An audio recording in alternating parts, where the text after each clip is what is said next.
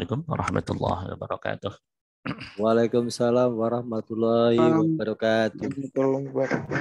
Suara aman semuanya? Suara?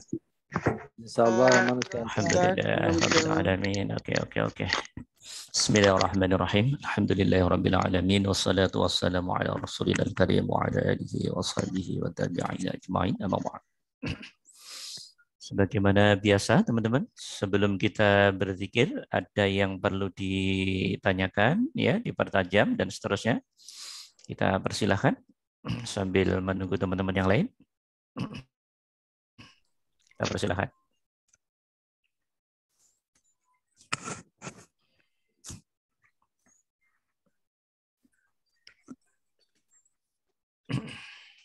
Assalamualaikum Ustadz. Sekedar sharing Waalaikumsalam saja. warahmatullahi wabarakatuh. Ya, maka silakan. Kan minggu lalu itu saya kan cerita kepada Ustadz, tidak bisa, sulit sekali gitu ya untuk berzikir menyebutkan nama Allah. Gitu. Yeah. Allah sulit gitu. Kepinginnya itu hati mendorong untuk ya Hayu ya Qayyum. Iya. Kemudian setelah pertemuan itu besoknya hari Senin pas sholat subuh ya, saya itu seperti kalau saya bilang ditampar gitu, gini. Jadi seperti ada yang menjelaskan kepada saya, ya Hayu ya Qayyum itu kamu tuh harus menyadari kenapa kamu tidak bisa menyebutkan nama Allah. Kamu itu selalu merasa kurang beruntung, terlampau tergantung kepada manusia. Yeah. Selama ini kamu dari kecil orang tua kamu tidak ada yang membesarkan kamu, yang menghidupi kamu siapa?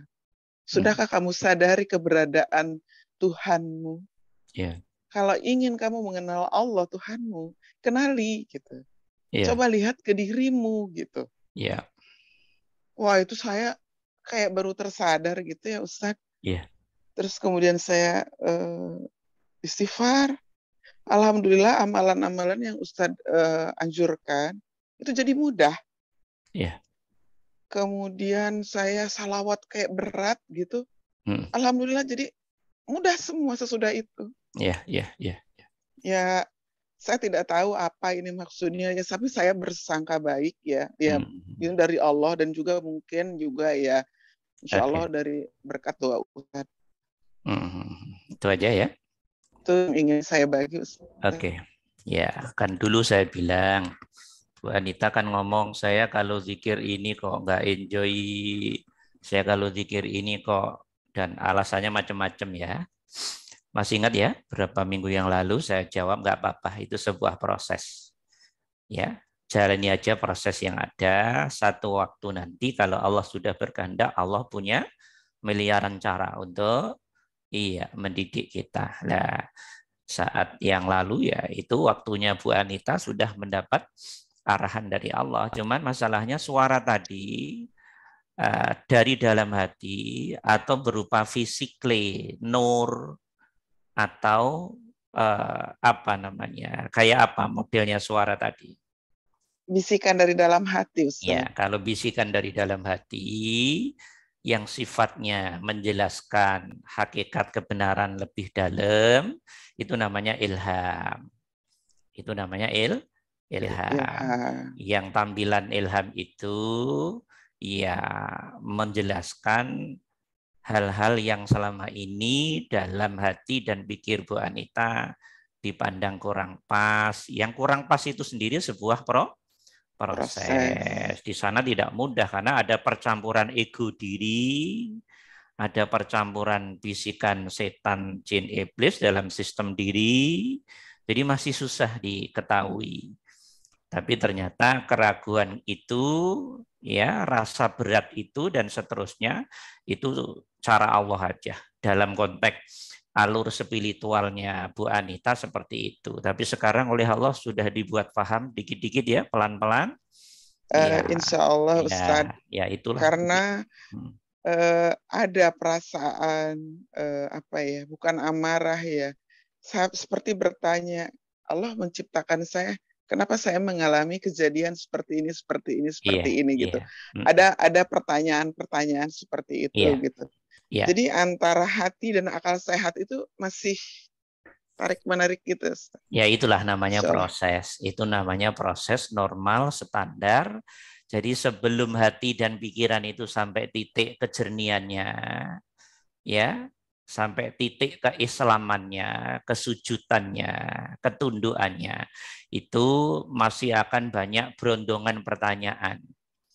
Ya itu wajar dan harus terjadi seperti itu. Biar ending-endingnya Bu Anita tahu, oh tetap saja nanti yang menang, yang unggul, ya Allah Subhanahu wa Ta'ala.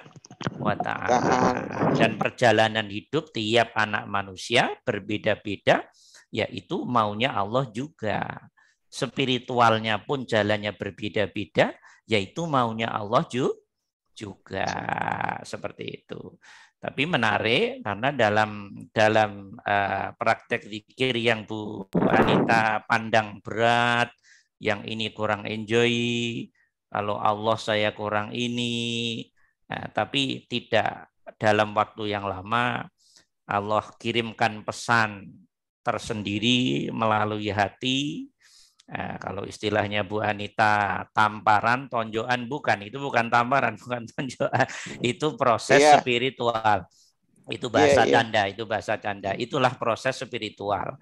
Sesuatu yang kita ini kurang bagus, kita belum benar, kita masih males, kita masih salah, bila perlu kita masih ya sakar PDW, itu juga proses, proses. Kalau waktu Allah sudah meluruskan, memanggil, membimbing, siapapun tidak akan mampu ya menghentikan, walaupun itu diri kita sendiri.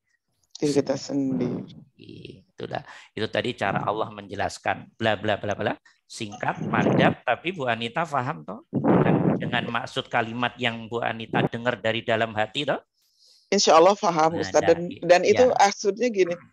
Kemudian setelah itu ada kejadian-kejadian di dalam keluarga saya, ada yang meninggal, ada yang sakit gitu. Seperti kayak baru bangun ya, kayak ngantuk-ngantuk gitu. Jadi selama ini melaksanakan ibadah, tetapi saya tetap paksakan apa yang Ustadz anjurkan, walaupun mungkin belum nyaman, belum klik gitu. Hati itu belum full hadir, tapi tetap saya paksakan gitu. Jadi saya pikir, Jadi juga maksud saya mungkin dari dalam diri kita sendiri juga harus ada kemauan, walaupun belum enjoy gitu ya. Ya itu. Sekarang alhamdulillah Ustadz udah mulai terasa namanya proses itu ya itu, namanya proses itu ya itu. Bahkan dalam proses berikutnya bisa jadi Bu Anita sudah punya hizib atau aurat atau amalan zikir tertentu yang istiqomah, satu saat dicoba dibikin berat lagi oleh Allah, bisa. Itu biasanya kalau ditelusuri secara ruhiyah, diri kita masih terselip ego. Coba nanti teman-teman yang masih terselip egonya, belum bisa lillah benar, belum bisa ikhlas yang benar, belum bisa duduk tauhid yang benar, coba buktikan aja. Pasti akan diberi pelajaran dulu oleh Allah. Kalau Allah menginginkan derajatmu tinggi di hadapan Allah, kalau tidak ya dibiarin aja sampai mati, berarti derajatnya rendah. Ya, seperti itu. Ya hidup kan ngikutin Allah aja. Kita kan nggak bisa apa-apa hakikatnya. Nah, kalau Allah menginginkan derajat yang tinggi dari kita, sudah istiqomah nih. Wah, tahun-tahun ngamalin dzikir ini, menurut dia udah ikhlas, menurut dia. Tapi ternyata masih ada terselip bagian tertentu, iya, belum ikhlas, belum lillah. Pasti satu saat akan diberi pelajaran oleh Allah. Apa pelajarannya? Pasti akan diberi malas dia. Tunggu saja kalau nggak percaya semuanya. Sampai dirimu akan ngakui, ya Allah, ternyata yang buat malas dan semangat bukan diriku, ya Allah. Jadi termasuk kita ngerasa aku bisa semangat, itu saja akan disalahkan oleh Allah nanti. Secara hakikat loh ya. Iya. Secara hakikat. Nah, teman-teman boleh tidak percaya, boleh nggak masalah, nggak percaya nggak apa-apa. Tapi nanti dibuktikan dalam sepanjang perjalanan spiritualmu akan difahamkan sendiri oleh Allah. Ya, bahasa Bu Anitanya di apa? Ya, Ya. pokoknya Iya, pas ditaplok gitu ya. sendiri ya. Ya, itulah ya. Gitu. Dan Tetapi akhirnya yang Ustadz paham. sampaikan Dan benar akhirnya paham. semua. Ya Allah, ternyata benar-benar selama ini yang saya kira sudah ikhlas ternyata masih belum, ya Allah. Selama ini apa yang hamba sangka, hamba duga, hamba yakini sudah tauhid, ternyata belum, ya Allah. Jadi kegagalan, kekurang sempurnaan itu juga merupakan satu Proses. proses. Bahasa kasarnya, tamparan dari Allah itu pun Ya. kasih sayangnya Allah pada Ya. diri Pada diri kita. kita. Yang repot nggak ditampar, nggak dicubit, dibiarin sampai mati dalam keadaan yang nggak benar lah, itu yang nggak benar. Oke, paham. Nah, gitu. Dah, bersyukurlah ya dapat tamparan. Ya. Karena gini Ya. Ustadz, apa yang Ustadz sampaikan tadi, Ya. yang istiqomah gini-gini, saat ini maka saya ketawa karena sedang saya alami. Ya. Gitu.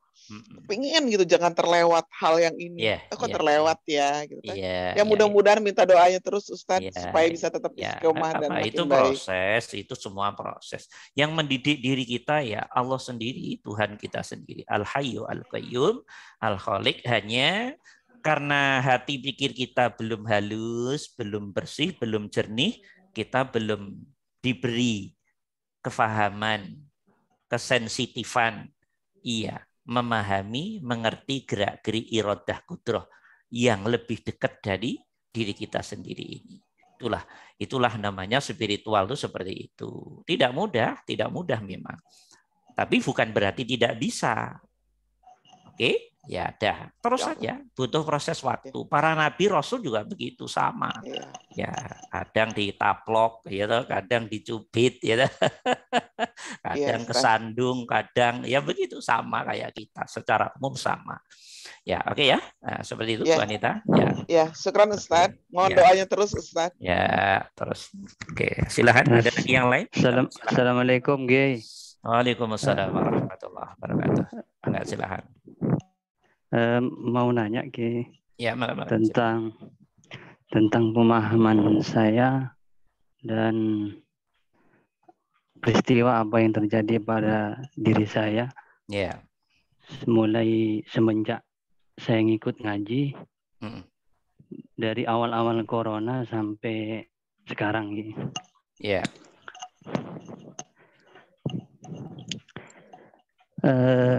Sekitar 3 bulan yang lalu mengalami ini ketika saya pulang kerja, pas saya mau makan gitu ketika belum saya makan, masih dipegang itu makanan itu terus ada suara dalam diri saya, kalau dibahasakan begini, saya ini kurang apa gitu. Yeah. Inilah nikmat, inilah wujud dari rahmanku, kasih sayangku padamu gitu. Inilah af'alku gitu Yeah. Saya ini kurang apa? Nah, lalu saya itu gimana akhirnya saya itu tersungkur saya menangis menangis sampai istri saya bertanya kenapa kamu sakit apa gimana? Enggak, saya gitu Yeah. Terus saya berpikir kayak gitu, selama Kiai menjelaskan tentang makna melihat Allah, menuju kepada Allah. Karena saya sekitar 4 tahun yang lalu memang mencari makna sholat khusyuk, Kiai. Iya. Alhamdulillah saya mendapat jawaban di pengajian ini. Saya itu mempunyai kesimpulan begini, Kiai. Oh, berarti ihsan yang dimaksud itu adalah mendudukkan rasa dan sadar saya di sini lewat af'alnya itu, Kiai. Semenjak kejadian itu saya mempraktikkan itu, Kiai. Yeah. Saya itu sholat, terus mendudukkan rasa dan sadar saya itu di af'alnya gitu, Kiai, di af'al, Kiai, gitu. Lalu yang saya rasakan itu luar biasa, Kiai. Seperti dijawab begini kalau dibahasakan. Yeah. Inilah yang kamu cari sebelumnya gitu, Kiai. Yeah. Ya, artinya, di sinilah pintu menuju kepada Allah gitu. Pemahaman saya, Kiai. Hanya saya bisa bisa gitu aja, Kiai. Begitu saya bekerja dalam 24 jam gitu, Kiai. Saya berusaha mendudukkan rasa sadar kita. Hanya ya begitu saja, Kiai. Mohon bimbingannya gitu. Oke. Bagus, luar biasa ya. Fadlun minallah ya. Rahmatnya Allah, izinnya Allah, taufiknya Allah. Mas Faisal, saat ada suara saat makan itu, suara itu di dalam hati atau di telinga atau di di luar diri? Di hati, Kiai. Di hati ya. Iya. Jadi begini, kenapa saya tanya? Karakteristik suara-suara gaib itu perlu kita kenali. Ya. Iya. Kalau di dalam hati dan sifatnya lurus tanpa kepentingan dan menjelaskan perjalanan lurusnya spiritual kita, itu namanya ilham. Itulah maksud ayat fa'alhamaha fujuraha wa taqwaha. Selama ini mungkin Mas Faisal ya sudah Islam, sudah iman, tapi Allah itu yang bagaimana, yang kayak apa, yang semestinya saya harus bagaimana, itu kan belum pas toh kalau melihat cerita tadi. Tapi alhamdulillah, bifadlillah, birahmatillah, biidnillah, dengan pengajian ini Mas Faisal langsung dijelaskan oleh Allah langsung dalam hati saat makan lagi. Ya toh? Dan Mas Faisal paham, ngerti, dengar, sampai kemudian sujud ya dan nangis. Itu bentuk dari kefahaman yang diberikan oleh Allah pada Mas Faisal. Ini bagus, ini namanya ilham. Itu benar-benar ya, ilhamnya Allah, nggak ada yang perlu diragukan. Ya, oke, bagus. Allah sedang, ya kenapa?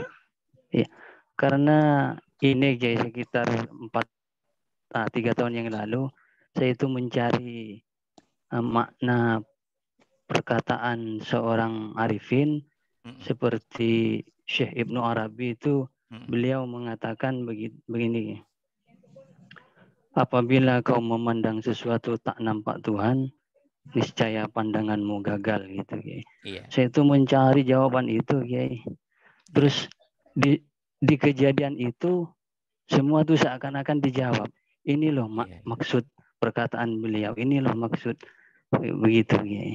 Artinya saya melihat sesuatu dalam beraktivitas dalam 24 jam gitu. Artinya rasa sadar saya itu langsung Allah gitu, Kiai. Iya, sudah bagus. Kalimat yang Anda baca dari karya-karyanya Ibnu Arabi itu tadi sebetulnya bunyi hadis loh ya, bunyi hadis. Rasul dengan jelas mengatakan kalau dari kalian ya melihat sesuatu tapi tidak melihat Tuhanmu, itu ya batal penglihatanmu. Ini sebetulnya bahasa tingkat tinggi. Dan itu sudah Mas Faisal fahami, alhamdulillah, bifadlillah, birahmatillah, sudah dijawab oleh Allah sendiri. Ya, sudah benar, nggak ada masalah tadi. Oke, ya, bersyukur pada Allah. Kemudian tentang sholat, mendudukkan hati pikirnya sebagai af'alnya Allah, saya hanya meluruskan saja. Af'alnya Allah itu maksudnya jangan punya rasa kita ini menjadi apa? Begini loh, sederhananya. Saya nggak akan bahas tinggi-tinggi dulu. Jadi saat kita sholat, Mas Faisal dan yang lain harus merasa bahwa Allah sedang membuat sholat pada diri kita. Allah sedang membuat af'al sholat pada diri kita sebagai nikmat spiritual kita. Nah, kita yang dikirimin perbuatan sholat, yang ngirimin siapa? Yang buat siapa? Allah. Nah, kita sebagai makhluk merasa diberi, merasa dikirimi. Dan Allah yang mengirimi. Baik yang mengirimi dan yang dikirimi ketemu di dalam rasa. Ketemu di dalam kesadaran. Ya, antara makhluk yang diberi nikmat sholat dan diberi nikmat apapun. Bisa menyadari dan merasa tentang Khaliknya, tentang Al-Hayyu Al-Qayyum, tentang Allah, tentang yang punya nama 99 Asmaul Husna, tentang Nurullah, tentang Nurul Izzah, tentang Nurus Samawati wal Ard, tentang Ya Dzal Jalali wal Ikram, sang penguasa tunggal alam semesta ini yang lebih dekat dari urat nadi kita, urat leher kita, lebih dekat dari diri kita sendiri. Dia meliputi setiap hambanya. Hati pikirmu duduk di situ. Insya Allah sholatnya aman, nyaman, enak, berasa, berkesadaran. Bukan hanya dalam sholat, tapi dalam semua aktivitas. Tinggal masang rasa, masang kesadaran, engkau ya Allah sedang membuat af'al ini untuk hamba. Hati pikirmu merasa menyadari itu sebagai bentuk perbuatan kebaikannya Allah pada hambanya. Disitulah terjadi hubungan ruhiyah spiritual. Disitulah terjadi namanya ibadah. Disitulah terjadi makna bertemu Allah, makna melihat Allah, makna ngadep Allah, makna hudur pada Allah, makna tawajuh pada Allah, makna khusyuk, makna zikir, makna salat, makna ibadah, makna ikhlas, makna lillah, makna tauhid, makna ihsan. Substansinya satu. Ya, seperti itu gambarannya. Bisa dimengerti ya, Faisal ya? Oke. Ya, sudah benar. Bersyukur kepada Allah. Ya. Oke, aman Faisal? Faisal aman? Terkendali? Iya, ya, syukur ya, sudah cukup ya. Ada yang perlu ditanyakan lagi? Artinya ini Kiai, di waktu itu saya itu diberi paham makna la haula wala quwata illa billah. Iya. Iya, benar. Iya. Iya.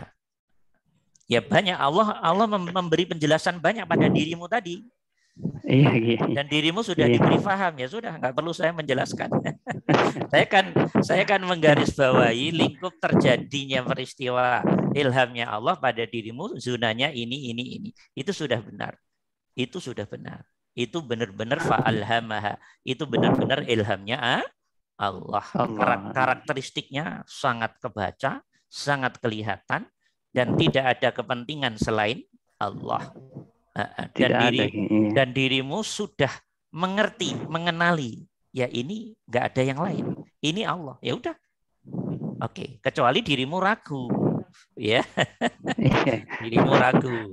Nah, kalau suara dari luar diri, lah itu yang perlu diwaspadai. Suara dari luar diri, dari luar telinga. Lah ini yang perlu diwaspadai. Itu bisa jin, bisa setan, bisa iblis. Dilihat karakteristiknya, bisa malaikat. Dilihat karakteristiknya. Kok itu benar-benar bagus, tidak bertentangan dengan syariat. Loh, berarti itu ya, suara Allah pakai metode luar. Bisa begitu. Iya. Ya, nggak harus dari dalam hati.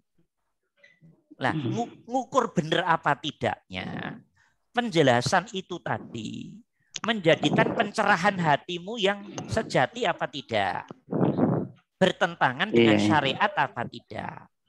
Kalau bertentangan dengan syariat, cut saja. Berarti itu zona, setan, jin, iblis. Jadi ukurannya kebenaran syariat. Gitu loh. Itu syariat tetap menjadi tolak ukur. Oke, yang kedua, hatimu ngerasa nyaman apa tidak? Bertanya-tanya yang sifatnya seperti ini apa tidak? Kalau sudah tidak, adem, ayem, tentrem, ya itu tanda. Bagus. Istilahnya kayak orang habis mandi lah, seger gitu. Ya, itu segernya itu artinya mendapat pencerahan, mendapat kepuasan. Itu bahasa hati, ya ini dari Allah. Seger itu artinya ya ngerti, paham, nggak ada keraguan. Nah, itu namanya ilham. Itu yang sering saya bilang, nanti biar difahamkan Allah sendiri. Saya kan sering bilang begitu tuh ya. Ini teman-teman sekarang peserta di ruangan ini alhamdulillah sudah oleh Allah banyak yang diberi begitu, mulai diberi pengalaman-pengalaman spiritual oleh Allah dan mulai bisa mengenali begitu.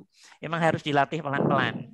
Soalnya kan gini Kiai, dulu itu kan saya mencari jawaban ihsan itu makna seakan-akan gitu Kiai. Iya. Ketika saya mempraktekkan itu malah agak sulit itu Kiai. Bukan agak sulit. Kalau ihsan kamu artikan seakan-akan, berarti Allah itu physically kan begitu tah? Iya Kiai, malah tambah. Ya, karena aslinya ustadznya sendiri belum paham. Itu nggak apa-apa, itu prosesnya ustadz itu. Nggak usah disalahin. Nah, kalau seakan-akan melihat Allah, kapan melihat Allahnya? Melihat dalam pengertian dengan mata hati. Bentuknya kesadaran dan rasa. Ini jangan diartikan melihat dengan mata kepala. Nggak benar, itu nggak paham. Ya, kadang teman-teman di luar tuh sering sensitif. Nih kajian apa nih? Ngelihat Allah loh. Belum ngerti sudah macam-macam ente ya. Iya. Yang tidak mungkin Allah dilihat itu pakai mata kepala kita. Iya. Karena Allah itu bukan physically kayak makhluk. Tapi Allah zat yang sempurna yang sudah nggak bisa dibahas. Allah itu rahasia. Kalau kita bahas roh aja nggak bisa kok. Iya toh? Nah, tapi Allah meliputi makhluk. Sementara makhluk punya gerak-gerik, punya perkembangan, punya pertumbuhan, punya manfaat, punya bahaya. Sebetulnya yang memberi manfaat pada makhluk, bahaya pada makhluk, perkembangan pertumbuhan pada makhluk, sistem pada makhluk, itu siapa? Di situ kelihatan lewat rasa sadarmu. Al-Hayyu Al-Qayyum. Al-Hayyu Al-Qayyum. Zat yang sudah nggak bisa sepadankan dengan apapun. Jadi sangat bisa rahasia. Diserupakan. Nggak bisa diserupakan. Tapi bisa dilihat afalnya. Bisa dilihat sifatnya. Gitu loh teman-teman.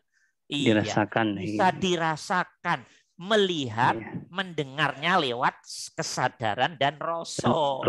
Nah ini kalau belum sampai ilmunya gampang nyesat-nyesatin orang. Ini bahaya sekali nih. Makanya kalau belajar beneran, kita nih kadang belajar 100 pertemuan masuk hanya 20 kali doang. Lah, yang begitu ini harus hati-hati. Ini karena ilmu-ilmu tidak tinggi. Ya, soalnya saya dulu ikut Toriko Naksaban, Qadiriyah itu juga dibilang kurang enak juga Kiai. Ngapain kamu ikut-ikut gitu? Ya itu biasa yang begitu-begitu. Hanya mohon maaf nih, kadang nih kurangnya teman-teman Torekoh juga hanya ngasih zikir tapi nggak belajar detail tentang ilmu syariat kezikirannya. Kadang begitu. Sehingga mohon maaf habis taunya zikir doang. Ilmu-ilmu berkaitan dengan zikir, Allah dan seterusnya, sifatnya, af'alnya dan nggak paham. Ya ribet juga toh ya. Iya. Ya, makanya saya kadang agak marah nih. Jangan zikir, belajar dulu yang pinter. Nah, itu maksud saya nih orang mohon maaf. Saya ini orang hobinya ilmu. Kalau ada orang Islam nggak pinter gitu nyesek saya, ngerti nggak? Harus ikro dulu. Ikro itu artinya kita suruh belajar dulu.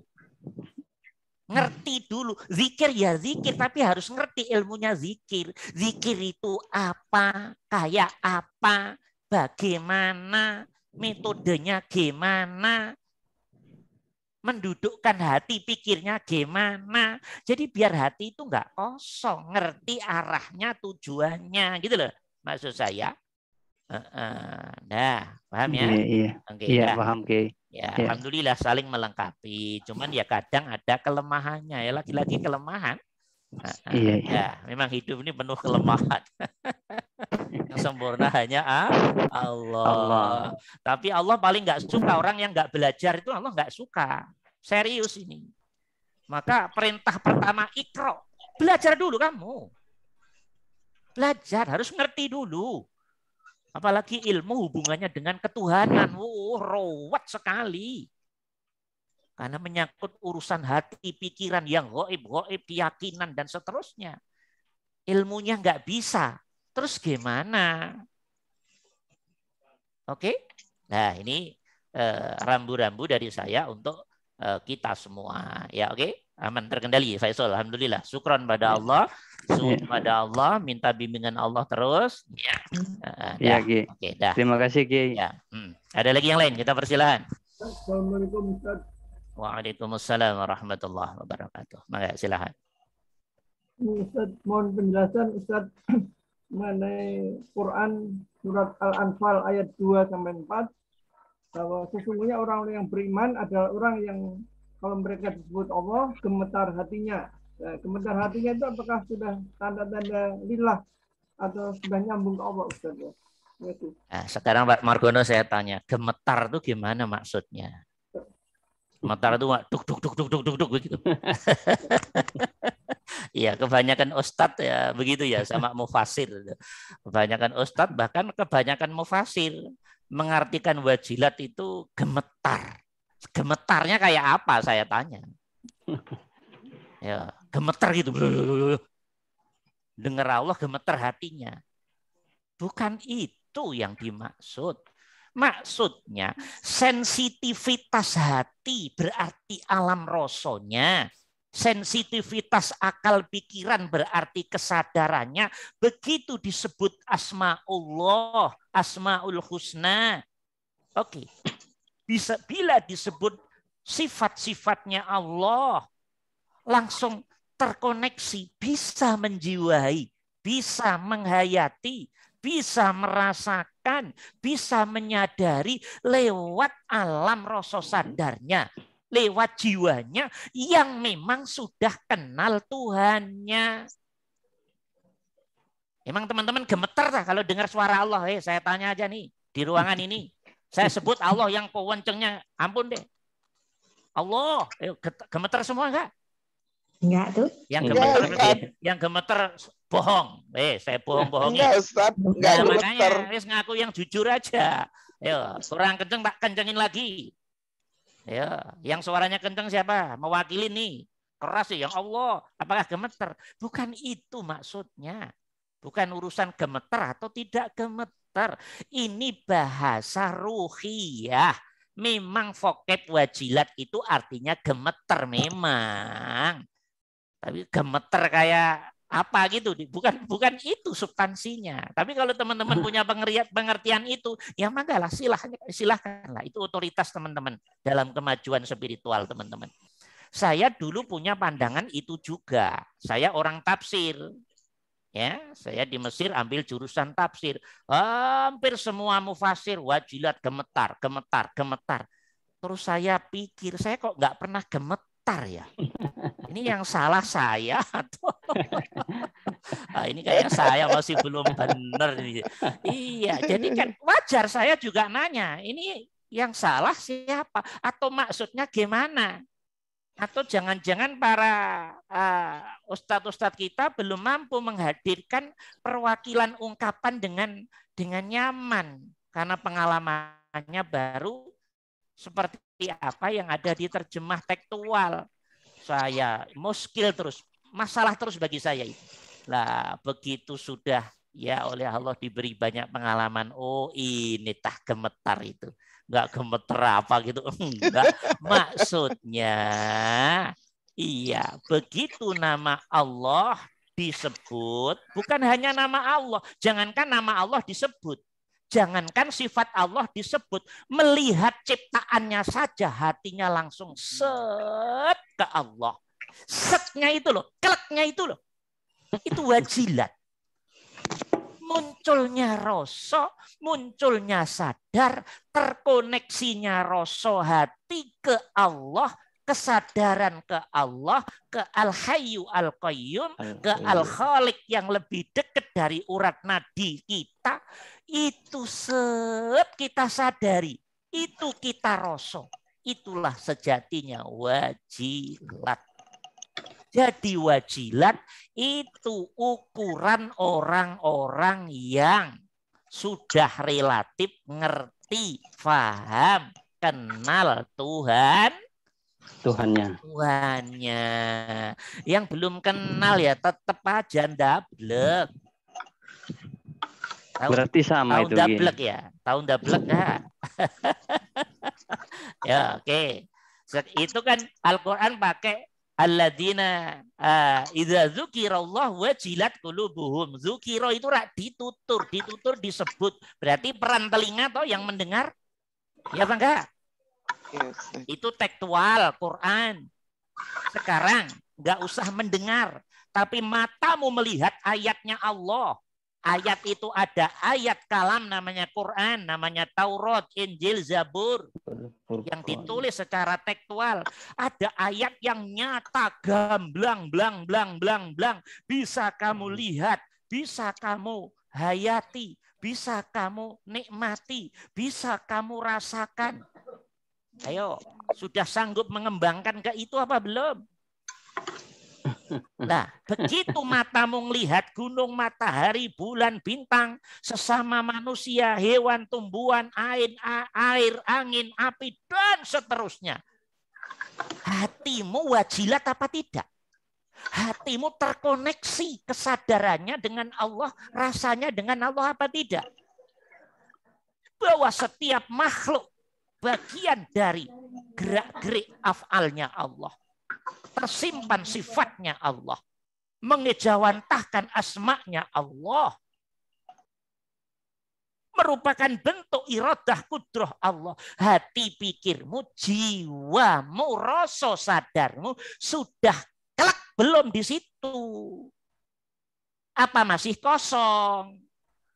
Kalau hati pikirmu masih kosong, belum kelak saat mendengar apapun, terutama mendengar asma'ullah, sifatullah, ayatullah, kalamullah, atau ayat yang bersifat kauniyah, apa yang bisa dilihat, diraba, didengar, dirasakan, dialami. Hatimu tetap dablek, pikiranmu tetap dablek, belum ada koneksitas rasa dan kesadaran, penghayatan dan penjiwaan ke Allah.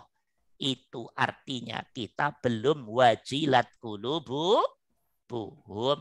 Kalau belum wajilat berarti masih dihitung dablek. Tahu dablek enggak? Nah, dablek apa bahasa modernnya? Dablek itu masih apa ya? Saya orang Jawa jadi suka bahasa Jawa. Ya, dablek itu bahasa Indonesianya apa? Ngeyel. Bukan ngeyel, bukan. Ya, bebal. Apa ya? Bebal, yang benar bebal. Ya, oke dah. Ya, enggak juga sih, enggak bebal juga sebetulnya. Ya, apa ya? Kalau bebal itu menyangkut IQ, bebal itu menyangkut IQ, kecerdasan, zakat. Bisa dibilangin dablek itu. Bukan. Dablek bukan hanya itu. Ya, maksudnya enggak sensitif. Belum sensitif. Tapi jangan disalahin. Jadi jangan gampang nyalain orang.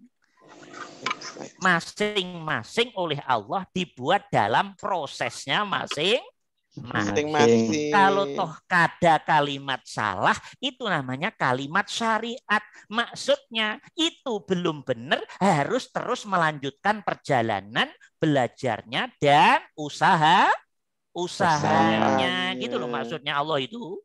Nanti kalau udah nyalain orang banget-banget, enggak, kita semua berangkat dari kesalahan, enggak paham-paham. Kita semua ini berangkat dari kesalahan. Kita semua berangkat dari kebengkokan. Kita semua berangkat dari kebodohan. Kita semua berangkat dari hal yang kurang ideal, tidak ideal, menjadi nambah ideal sampai ideal, itu butuh proses. Paham nih?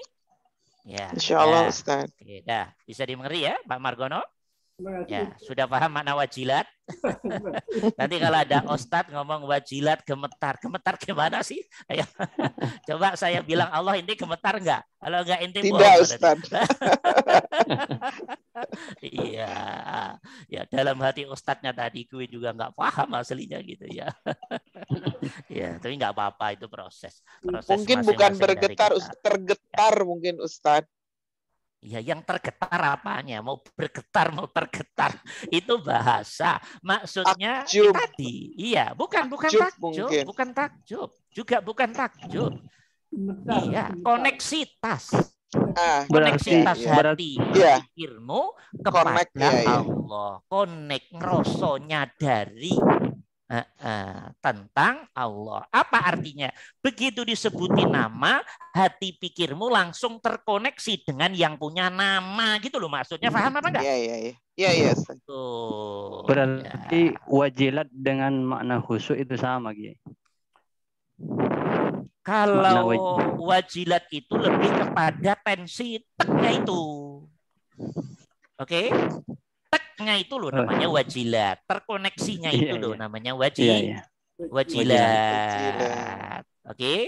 Nah, terus menerusnya itu namanya zikir. Gitu loh teman-teman. Itulah yang dimaksud Allah, alladzina yadhkurunallaha qiyaman wa qu'udan wa 'ala junubihim wa yatafakkaruna. Itu.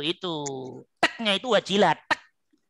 Ada wujudnya rasa, ada wujudnya kesadaran, ada penghayatan, ada penjiwaan, hati pikirmu ngerti maksud alamat yang dituju dari yang punya nama Allah lewat rasa sadarmu tadi. Itulah hakikatnya wajilat. Kok terus wajilatnya dalam bentuk rasa itu terus. Nah, sekarang teman-teman saya tanya, sekarang sudah mulai agak pinter. Wajilat itu sendiri berarti bentuk zikir apa tidak? Zikir. Bentuk zikir. Karena di situ ada koneksi. Rasa sadar. Lah, kok zikirnya terus, wajilatnya terus, itu namanya zikir yang istimror, zikir yang terus-menerus. Tanda tensi hati pikiran orang itu sudah semakin baik. Jadi tanda hati pikir jiwa yang sudah bersih, semakin bersih, tensi wajilatnya semakin bersambung, terus-menerus, dan kapasitasnya semakin tinggi. Gitu deh. Paham nih? Ya, dah. Paham ya Pak Margono? Ustadz, maaf, boleh kalau menyambung pertanyaan Pak Margono. Boleh, jadi sebetulnya kita sendiri itu sebetulnya bisa menilai ya kedekatan kita kepada Allah, atau itu sebetulnya diri kita sendiri paham ya. Kalau mau jujur gitu. Kalau sudah ngerti ilmunya. Kalau udah ngerti ilmunya, kalau belum ngerti, Allah yang mana? Setan yang mana nih? Malaikat yang mana nih? Iya. Tetap butuh ilmu. Maka Allah perintahnya ikra, yo belajar. Oke. Ngerti itu kalau sudah ngerti ilmunya. Kalau belum ngerti ilmunya ya tetap agak susah dong. Nah, gitu loh. Bu Anita sekarang sudah dikit banyak agak tahu ilmunya. Maka itu kesimpulan-kesimpulan yang diberikan oleh Allah lewat dalam hati lu. Nah, alhamdulillah Ustaz. Ya, udah paham ya? Insya Allah Ustaz. Walaupun jatuh bangun belajarnya Ustaz. Ya, harus jatuh bangun, enak aja, lancar aja ya. Sesuatu yang sempurna itu bagusnya memang jatuh jatuh bangun. Gitu loh. Kayak yang penting udah jatuh bisa bangun lagi Ustaz. Kayak pebisnis sukses terus. Begitu ambruk selamanya dia. Jangan Ustaz. Ya, kalau ambruk bangun, ambruk bangun, itu lebih kuat. Secara mental, secara ruhiyah, secara logika, secara semua akan lebih kuat. Nah, seperti itu. Paham ya? Insya Allah. Ya. Oke, ada lagi yang lain? Izin Ustadz, saya Ustadz. Ya, izin. Nah, Novita silahkan. Ya, bismillah. Ustadz izin bertanya. Tadi saya tanya dengan wajilan itu ya, dan pertanyaan Pak Margono. Kalau misalkan kasusnya seperti ini Ustadz, kita bertemu seseorang. Nah, orang seharusnya kan kita sadar bahwa orang itu adalah ciptaan Allah dan kita tidak boleh musyrik lah terhadap orang tersebut, musyrik kepada Allah. Jadi menduakan Allah dengan orang tersebut. Tapi orang tersebut itu ternyata membuat kita itu menjadi apa ya? Menjadi menduakan Allah, gimana ya? Seolah-olah jadi lupa ke Allah gitu loh Ustadz. Padahal kan tidak boleh seperti itu ya Ustadz ya. Nah, caranya itu bagaimana kita tuh mengenali Allah melalui orang itu, tapi kita tetap kuat iman bahwa oh ini adalah ciptaanmu ya Allah, aku harus membacanya gitu loh kan, karena ada salah satu ustadz juga bilang bahwa kita itu jangan hanya baca Al-Qur'an, tapi kita baca Iqra itu ya, kita baca orang juga itu kita baca gitu loh. Kita baca ciptaan Allah itu kita juga Iqra gitu loh. Nah, saya sendiri mungkin yang tadi Ustadz bilang dablek itu mungkin saya orangnya masih dablek ya gitu. Jadi belum bisa menyatu dengan Allah bahwa mengerti Allah itu seperti apa gitu loh. Terhadap terutama hubungan antara hablum minannasnya itu loh Ustadz gitu. Yeah, okay. Jadi itulah yang mungkin saya harus tingkatkan gitu dari segi keimanan dan ihsan saya gitu. Karena kalau misalkan di situ saya belum kuat, saya ngerasa masih ngambang gitu loh. Ngambang itu dalam arti ya nggak ke Allah, ya nggak ke manusia, jadi saya bingung sendiri gitu loh Ustaz. Jadi saya harus seperti apa dalam menempatkan positioning saya gitu terhadap Allah dan terhadap manusia itu Ustaz. Mohon pencerahannya. Iya, oke. Ya, ini proses biasa, proses standar normal Novita ini. Ya, apa yang dikeluhkan Novita dalam keadaan batiniahnya, jiwanya, hati pikirnya itu standar. Ya, itu sedang dalam perjalanan mencari kematangan, kematapan diri dan jati diri. Ya, mencari kematapan, pengenalan Tuhan dan hakikat ketuhanan. Itu standar, itu normal, itu biasa. Allah ngerti kok Novita, kalau Novita sedang dalam dididik oleh Allah pelan-pelan. Oke? Jadi kalau belajar, kalau masih salah, kira-kira dosa enggak? Sekarang saya tanya nih teman-teman nih. Kita ini kan sedang belajar, namanya juga belajar. Kalau salah dalam belajar, kira-kira dosa apa enggak? Dimaklumi oleh Allah. Dimakfu oleh Allah karena memang masih proses. Nggak bisa Novita dan teman-teman orang itu langsung sampai ke titik hakul yakin yang beneran hakul yakin itu nggak bisa. Harus butuh proses kabur, proses kepleset, proses ragu, proses macam-macam. Itu perjalanan hidup, perjalanan ruhiyah, perjalanan spiritual. Tidak perlu kecil hati, tidak perlu apa ya. Nah, kalau sudah langsung nggak ndablek berarti langsung menjadi tingkat yang tinggi dong ya.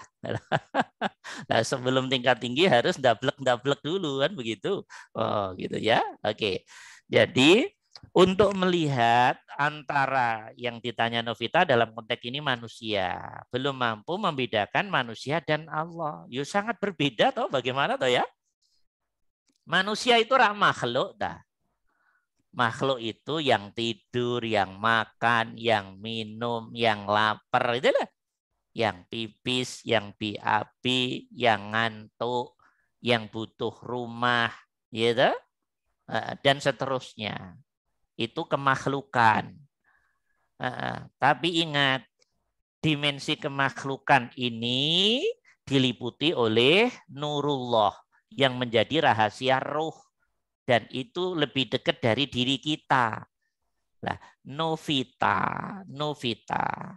sedang dalam adaptasi melihat mana makhluk, mana Allah.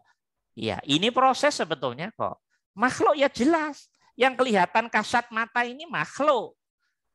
Baik manusia, hewan, tumbuhan.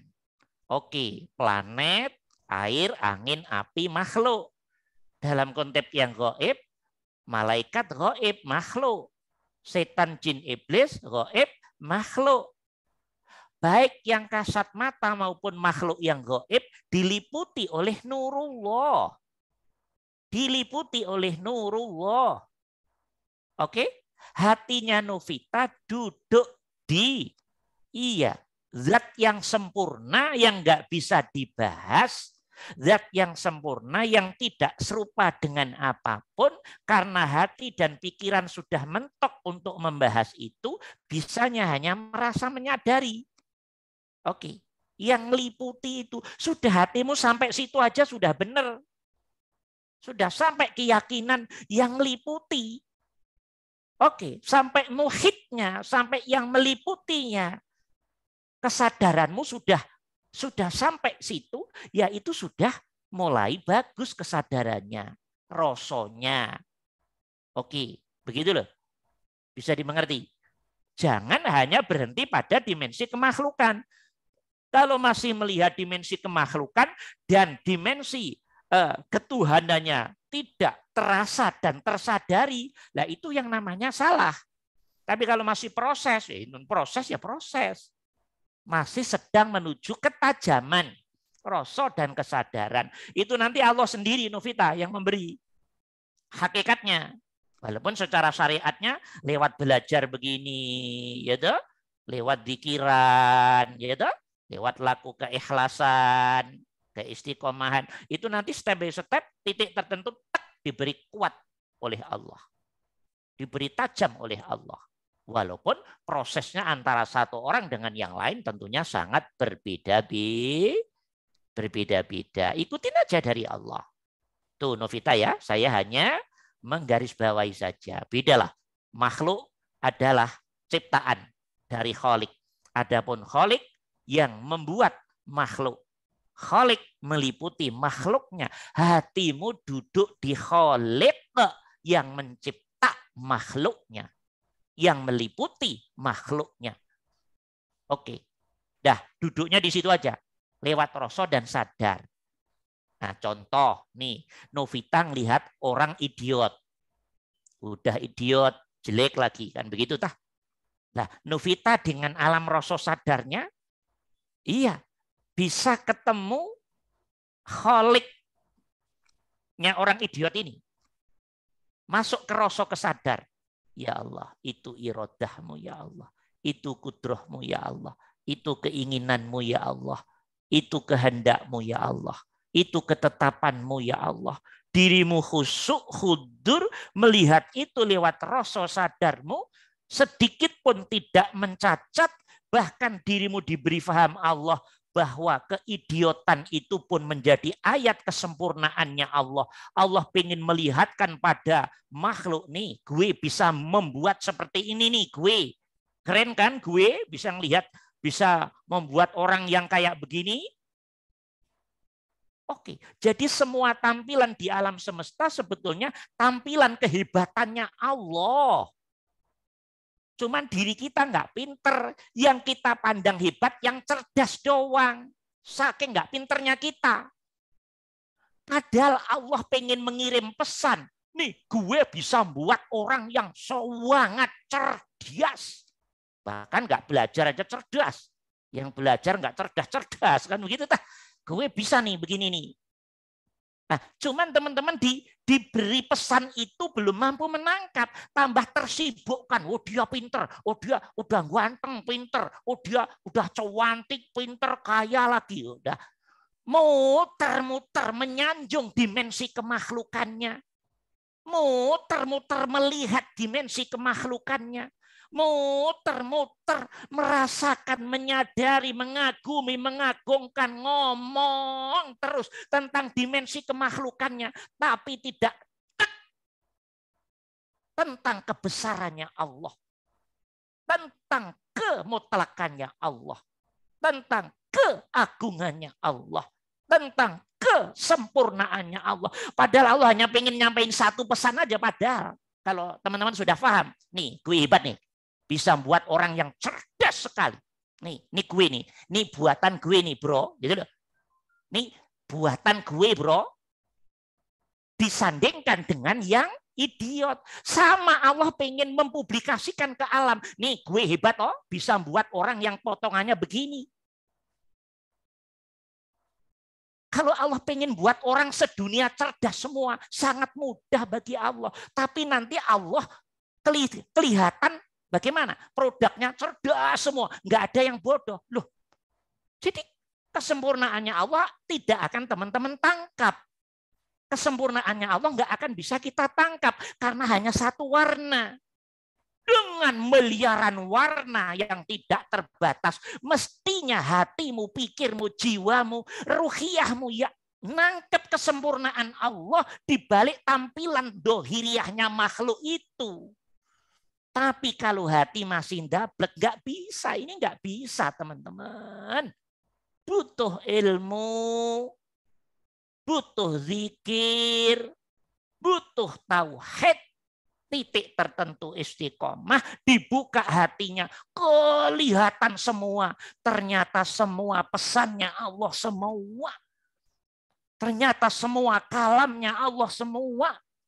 Dirimu tidak akan berani mencacat sedikit pun dari apa yang ada di alam semesta ini. Diam, cek dirimu, ya Allah, kebesaranmu, ya Allah.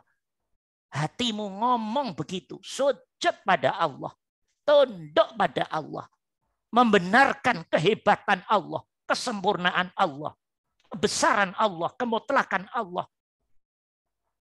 Nah, itu tanda orang-orang yang hatinya sudah dibuat halus dan iya pasti akan ditarik oleh Allah untuk mampu melihat iya kemutlakannya Allah, kesempurnaannya Allah lewat melihat tampilan aneka ragam kezohiriahannya makhluk. Karena makhluk adalah produknya Khalik. Karena makhluk adalah gambaran bentuk keinginan dan ketetapan dan kemampuan dan kesempurnaannya Khalik yang meliputi makhluk itu sendiri.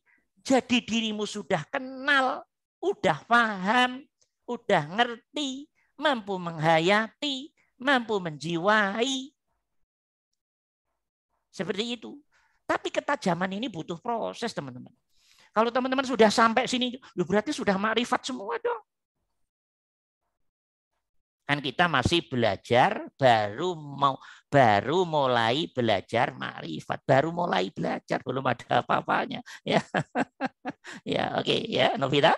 Jadi kalau masih agak begitu-begitu, itu sebuah proses. Ikutin aja proses. Nanti akan dipertajam sendiri oleh Allah. Ya, bukan Novita yang bisa membuat tajam, Allah langsung.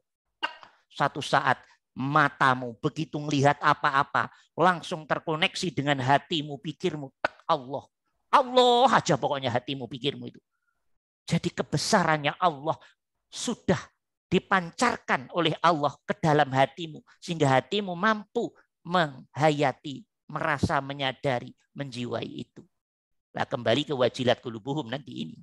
Orang kalau sudah sampai ini, yaitu tanda-tanda orang yang kedudukannya di hadapan Allah sangat tinggi sekali.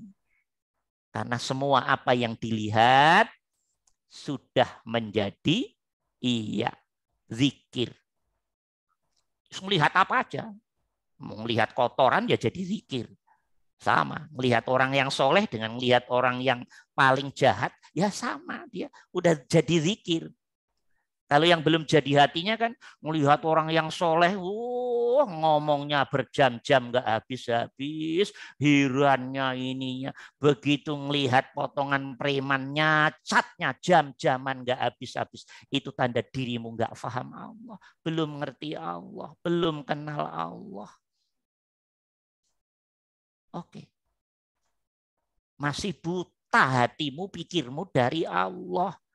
Tapi proses jangan dimarahin. Saya hanya ngomong itu proses. Kalau sudah jadi hatimu, pikirmu nanti melihat yang ini orang solehnya ampun, yang sini orang jahatnya ampun. Hatimu sudah tidak goyah. Sama-sama melihat dua kemutlakannya, iradah kudrahnya Allah. Sama-sama melihat dua hal, keputusan besarnya Allah. Sama-sama melihat dua hal, ayat min ayatillah, makhluk min makhlukatillah, yang hakikatnya makhluk adalah implementasi af'alullah yang menggambarkan sifatullah. Hatimu duduk manis di situ. Yang soleh, ya hatimu nembus ke hakiki iradah kudrahnya Allah. Yang paling jahat pun sudah enggak kamu lihat rendah, karena hati pikirmu sudah ngerti di situ diliputi oleh hakikat iradah kudrahnya Allah. Karena orang soleh jadi soleh yang beri hidayah ya Allah, yang beri taufik inayah ya Allah, bukan kehebatan orang itu secara hakikat. Sementara ini orang yang sangat jahat, dia jahat karena memang enggak ditolong oleh Allah kok. Ya toh, dia disuruh menjadi pemain seperti itu. Loh kok begitu Ustaz? Jangan protes ke saya, protesnya ke Allah. Protes ke saya, ya. Protesnya ke Allah. Iya, itu yang dimaksud Allah. Khatamallahu ala qulubihim wa ala sam'ihim wa ala absarihim ghisawah wa lahum adzabun azim. Yang nutup hatinya siapa? Sehingga dia jadi orang jahat gitu. Saya tanya, yang nutup hatinya siapa? Jawab semuanya. Yang nutup hati dia jadi jahat itu siapa? Ya udah tuh jawabannya. Allah. Ya. Jelas toh? Allah yang tutup. Khatamallahu ala qulubihim. Yang nutup siapa saya tanya? Yang nutup Allah. Berarti yang ngasih dia nggak dapat hidayah siapa? Allah. Yang soleh dia dapat hidayah, maunya siapa? Allah. Berarti sudah tahu semua toh? Semua sejatinya perbuatannya Allah. Kalau sudah ngerti, dirimu diem cep 1000 bahasa. Jangan diomong-omong ke orang. Nanti berantem, paham? Sama nggak ngertinya, berantem lagi. Ya. Itulah maka Allah punya nama Asmaul Husna Al-Hadi yang memberi petunjuk, tapi juga punya nama Al-Mudil yang menyesatkan.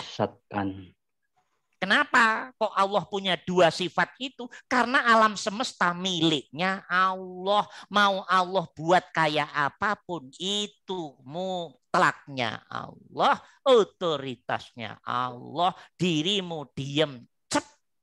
Tahu diem cep? Nah, kalau ngomong berarti setan, paham? Kalau ngomong berarti setan. Mulutmu terbuka dan protes pada Allah, paham? Ini sudah jadi orang yang kenal, masih banyak setan ini, ya. Ya dah, ini proses. Proses, Ustaz. Nah, jadi Novita jangan terlalu kecil hati, juga jangan terlalu terburu-buru. Itu sebuah proses normal, standar. Selama masih mau belajar oleh Allah, dibimbing oleh Allah step by step, zikirnya terus dan seterusnya, nanti insya Allah akan sampai titik apa yang Novita dan teman-teman dengarkan. Ya, nanti Allah sendiri yang ngasih. Allah sendiri yang ngasih. Ya. Satu lagi Ustaz. Oke, mangga silakan. Satu lagi ada gitu, kita merasakan gitu ya. Ini sesuatu yang berbeda, bahwa kok orang ini itu kayak koneksinya tuh kayak tek gitu loh. Maksudnya kayak ada satu di mana yang dada kita tuh merasa bahwa kayak ada sesuatu yang aneh yang menurut Novi itu nggak biasa, Ustadz. Nah, Novi itu coba terus berzikir kan, istighfar terutama gitu. Jangan sampai ini menjadi sesuatu hal yang menyimpang dari Allah gitu loh. Jadi ada orang-orang yang seperti itu gitu loh, Ustadz. Nah, apakah orang-orang itu punya zikiran tertentu gitu sampai dia bisa membuat Novi itu kok bisa kayak ngebatin gitu, maksudnya kayak yang di dalam hati ini ketika kepikiran gitu ya, ada bayangan dia tuh bisa ada sesuatu yang beda gitu loh. Susah diungkapin sih Ustadz, karena ini yang ngerasain itu adalah di dalam gitu. Jadi Novi susah ngungkapinnya. Intinya adalah ada orang-orang yang bisa seperti itu gitu loh, Ustadz. Apakah dia punya sesuatu tertentu? Ya termasuk itu kalau tauhidmu benar, dirimu sudah nggak kagum pada orangnya dong, kagumnya pada yang memberi orang tadi. Gitu loh, ngerti nggak nih? Tapi Ustadz itu benar ya, maksudnya pemikiran saya bahwa orang itu tuh punya sesuatu gitu, ilmu tertentu gitu. Orang itu punya ada dua kemungkinan. Bisa orang itu punya ilmu itu nanti ada dua. Namanya ada kasab suwari, dia puasa, beramal, zikir tertentu, bisa untuk membaca hati pikiran orang, bisa. Kalau itu nggak perlu bersih hatinya, nggak usah belajar tauhid dalam-dalam kalau itu mah. Kasab suwari, Ustaz. Oke. Kalau yang kayak kita ini jalurnya jalur ilmu tertinggi, ilmu kenabian, ilmu kerasulan, ilmu tauhid, ilmu ikhlas, ilmu lillah. Kita belajar gini kan nggak pengen sakti, nggak pengen apa-apa toh, hanya pengen Allah doang toh. Nggak pengen sakti, Ustaz. Itu yang ilmu tinggi, paham nggak? Ada yang masih pengen kaya? Nggak mau, Ustaz, udah kaya, alhamdulillah. Udah kaya, nggak ngerasa kaya juga ya. Ustaz, berarti itu dia punya ya sesuatu yang Novi tuh berpikir, wah ini orang kayaknya kok bisa giniin saya ini, dia punya sesuatu itu bisa pakai ilmu tertentu, ada ilmunya, nggak usah butuh tauhid yang tinggi. Tapi teman-teman nih belajar begini nih, kalau sudah bersih jernih beneran, yang begitu-begitu mah diberi Allah sendiri. Tapi kalau yang diberi ya jangan ngerasa hebat. Kalau hebat berarti jadi Fir'aun doh, ya. Demikian juga yang melihat, jangan sampai yang melihat ngerasa orang itu hebat. Yang dilihat Fir'aun, yang melihat Fir'aun melihat Fir'aun. Kenapa enggak makhluk melihat Khaliq? Iya. Kenapa enggak begitu? Paham? Paham, Ustaz. Ya, jadi nggak usah heran kalau ada orang ngerti hati atau pikiran orang. Paham? Ya, mak lampir aja bisa, itu mak lampir. Ya, mak lampir aja bisa. Silakan berguru ke mak lampir. Kalau mak lampir itu namanya ilmu perdukunan. Ya, bisa itu bisa. Ya. Kalau kayak kita ini, ya Allah, kita ini nggak pengen apa-apa, hanya pengen Allah. Kalau sudah bersih, semua akan diberikan oleh Allah pada diri kita sesuai dosis yang Allah mau. Oke? Ya. Paham. Nah, nanti kalau sudah tingkat tinggi, zikir tiga ya. Kalau sudah zikir 3 nanti saya alhamdulillah mendapat ijazah dari Imam Abu Hasan Ali Asadili dalam kitabnya tuh.